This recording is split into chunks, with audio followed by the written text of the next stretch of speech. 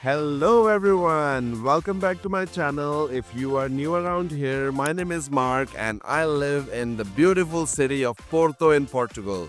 Generally, you may have seen me making travel videos, car videos and stuff, but today I'm making this video considering people in mind who have been thinking to move to Portugal, specifically in Porto in the north of Portugal. So I thought, why not? Since I live here, I have been living here for more than 2 years. I think I can share some bits and pieces, some information to you. Stick around and watch till the end because I will be covering cost of living, weather, people of Portugal, some challenges, some tips and tricks here and there. So stick around and let's get started.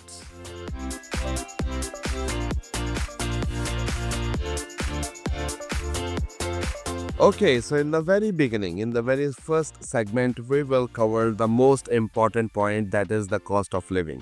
Obviously, when we move to another country, the number one concern we all have is the cost of living, rightfully so. So, in this segment, we'll be talking about the rents, the bills, and the groceries.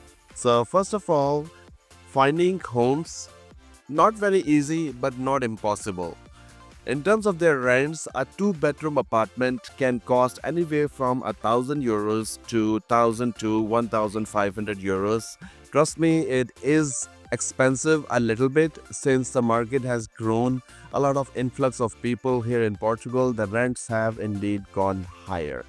On an overall look of Portugal, it is compared cheaper with Germany, France, Belgium, Netherlands. It is relatively cheaper, but when it comes to the rental market, it's not as much. So a two-bedroom apartment can go from 1,000 to 1,500, sometimes can even go to 1,800.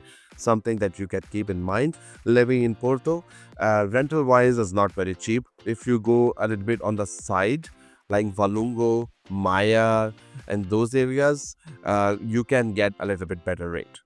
Now, when it comes to the bills, okay, so it depends on your lifestyle, it depends on the usage, it depends on how many family members you are. But if I speak for myself, we are four adults, and our bills of roughly electricity bill is about 70 to 80 euros. And then water bill is about 50 to 60 euros. Again, gas is also about 50 to 60, and internet is 60 euros. And I have bought a TV with it that makes my bill go slightly higher to 70 a month. But I have a very nice 50 plus inch TV that I bought with my plan. Internet providers in Portugal mainly are three major providers: Mayo, Nosh, and Vodafone. I use Mayo. There is no endorsement or no sponsorship, whatever. I'm just using it, so I'm telling you it has nice service. But you can choose Nosh or Vodafone as well. There are smaller players too with much more attractive plans, but service-wise it can differ, as you know. Now let's talk about grocery. Grocery, again, it depends on how many people are living in your household, but generally speaking, it can be from 800 to 1,000 euros depending on your lifestyle. For me and my family, it generally goes from 800 to 1,000 euros. If you want to put a cap on it, I think it's better to keep 1,000 so you can cover everything. Portugal, in terms of groceries, is not very expensive. I have family living in Italy and Germany, and I get to know the rates over there. So comparatively, rest of Europe and Portugal is slightly cheaper, not in the rental market, but in the grocery market. So if you want to go buy things or you want to research for the properties, you can look at idealista.pt. Idealista is a website that you can use to search for homes, and you can get better idea based on your requirements. You can see the rents. In terms of shopping for grocery, Continent is the one of the biggest here in Portugal. You can buy your grocery. You can go to their website and look for rates. Pingo Doce is another one, and Lidl is another one. Mercadona is another one. So these are some of these grocery shopping places where you can visit the website. If you are not yet in Portugal, you can visit their websites to check out their rates. So this is generally speaking a cost of living, basic cost of living, ranked from 1,000 to 1,500, bills anywhere from 250 to 300 total, and then grocery 800 to 1,000 euros. This is how the cost of living is. Let's get to the next segment. Okay, let's talk about point number two, which is people and culture. So, as per my experience, as you know, I've been living here for more than 2 years in the north, in Porto. So, I can speak for my own experience. If you're planning to be here in Porto or the north of Portugal, I think it's going to be the best ever decision. Why? Because people are incredibly kind. You will find them extremely helpful, and even if you don't speak Portuguese, they will go out of their way to help you out if you need to find a place or you need any kind of help. If they can do, they will go out of their way to help you. This is my personal experience for the people of North. Portuguese people are very kind and very soft. And when it comes to the culture, I would say for the north of Portugal, it's a blend of old charm and modern energy. It's a slower paced life, but it's totally worth it. I would say it's a really nice to live in the north with really kind people, and everything just falls into place. This is my personal experience. When you will come here, you will have your own, and I hope you have the best one as well. But remember, learning Portuguese is important, and it will take you a long way. Just a little bit Portuguese can take you a long way. Let's go to the next point. All right, let's talk about point number three, that is jobs versus business. It's probably going to be the most important point for those who are coming to apply for jobs and making a living. So, first of all, I will put this hard fact out there that finding a job in Portugal can be very, very tough task, and purely because of the competition is fierce, and if you don't know the language, that makes it almost impossible. So if you are planning to come here to find a job, probably not a good idea. Second reason is the wages are not as much. They are really, really low compared to rest of Europe.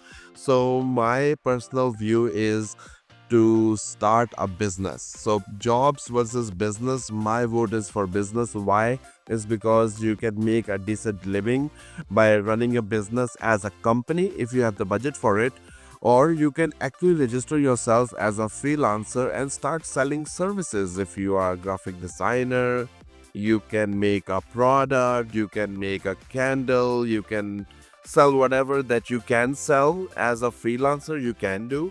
But you have some money, you want to start a company, I think that would be the epic decision ever, because businesses thrive in Portugal. Businesses can make a decent living in Portugal, and because of the European economic area, Portugal is not the only place to run business. You can go out there, find your clients in Denmark, find your clients in Germany, find your clients in Sweden. You can make a really good living out of a business. I am also running a company, Innovate 360, in Portugal. It's an accounting firm. You can see my logo or my website address somewhere. And if you need help in anything related to business, you can contact me in my description or in the website. Anyhow, my personal vote, based on what I have seen so far, jobs versus business, my vote is for business and business and business. Let's go to the next point. Okay, let's talk about point number four, the fun one, the weather. Okay, so for those out there, my American viewers and the Canadian viewers, good news is that the weather of Portugal is amazing, especially if you come during the summers. It's incredibly nice. For all of you out there, let me just tell you the months. So from November until May, it's cold.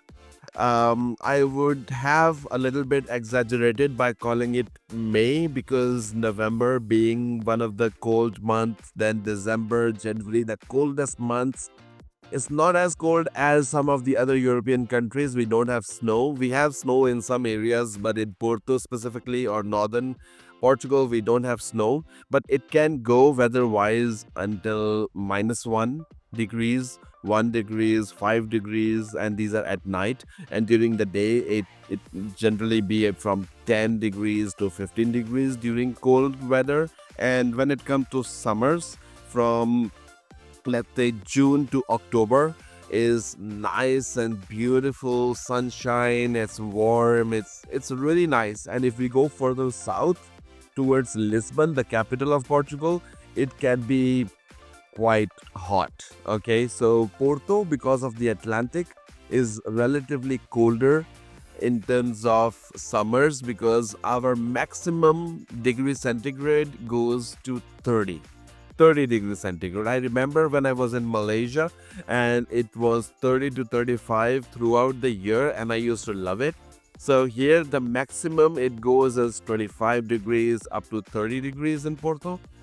All right, before we go to point number 5, I just want to take the opportunity to request for a thumbs up, subscribe, hit the bell icon. I hope you guys are getting a little bit of value out of this video.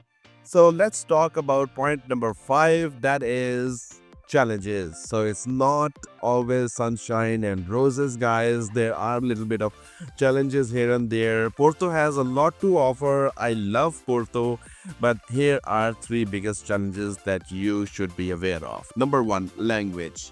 English is not well spoken in Portugal. You need to understand this fact, specifically the northern side, Porto, Braga, and stuff. And towards the southern side, you will see people speaking some English there.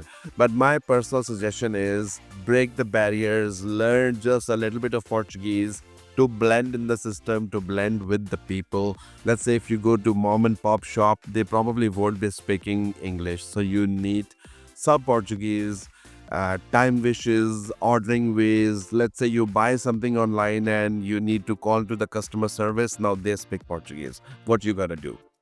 Challenge. And I'm talking all this from my own experiences. So this is golden. So my suggestion is start learning some Portuguese so you can break the language barrier. People are helpful, they will help you out. That's not a problem. But learning a little bit of language will take you a long way, as I mentioned before. Second point, finding a home. Another point that comes from my own experience. When I moved apartments, it took me some time to find an apartment. It's not easy to find an apartment, so make sure to go idealista.pt, find for yourself a few properties.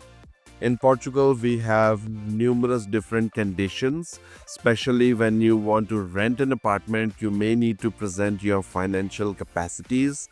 You may need to present your financial documents, your pay slips, your tax returns, and perhaps a guarantee sometimes.